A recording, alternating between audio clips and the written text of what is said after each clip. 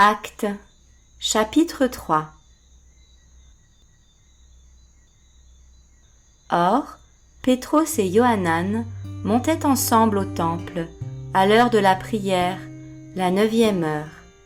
Et l'on portait un certain homme, qui était boiteux dès le ventre de sa mère, et on le plaçait chaque jour vers la porte du temple, appelée la Belle, pour demander l'aumône à ceux qui entraient dans le temple.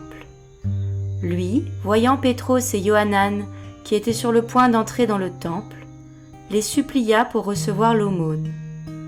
Mais Pétros, de même que Yohanan, fixa les yeux sur lui et lui dit « Regarde-nous » et il les regardait attentivement, s'attendant à recevoir d'eux quelque chose. Mais Pétros lui dit « Je n'ai ni argent ni or, mais ce que j'ai, je te le donne.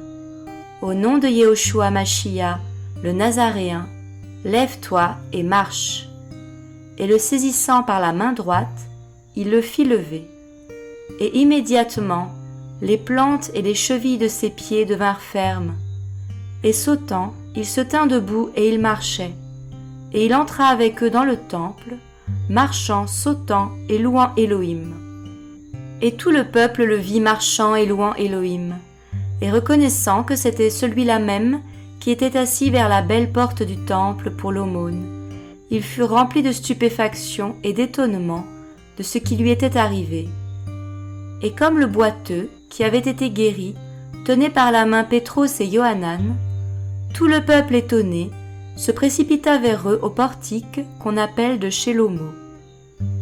Mais Pétros, voyant cela, répondit au peuple « Hommes israélites, pourquoi vous étonnez-vous de cela? Ou pourquoi avez-vous les yeux fixés sur nous, comme si c'était par notre propre puissance ou notre piété que nous l'avons fait marcher? L'Élohim d'Abraham et de Yitzhak et de Yaakov, l'Élohim de nos pères a glorifié son fils Yehoshua, que vous avez livré et renié devant Pilate, quoiqu'il jugeât qu'il devait être relâché. Mais vous avez renié le saint et le juste, et vous avez demandé qu'on vous accorde la grâce d'un homme qui était un meurtrier.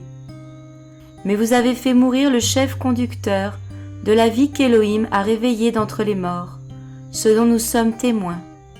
Et c'est par la foi en son nom que son nom a raffermi celui que vous voyez et connaissez. Et la foi qui est par lui a donné à celui-ci cette parfaite santé en présence de vous tous.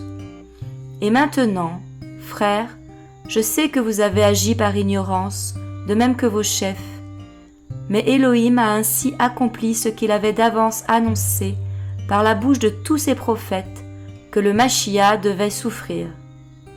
Repentez-vous donc et convertissez-vous, pour que vos péchés soient effacés, afin que des temps de rafraîchissement viennent par la présence du Seigneur, et qu'il envoie celui qui vous a été annoncé d'avance, Yehoshua Machia, que le ciel doit en effet recevoir jusqu'au temps du rétablissement de toutes choses, dont Élohim a parlé par la bouche de tous ses saints prophètes de tout âge.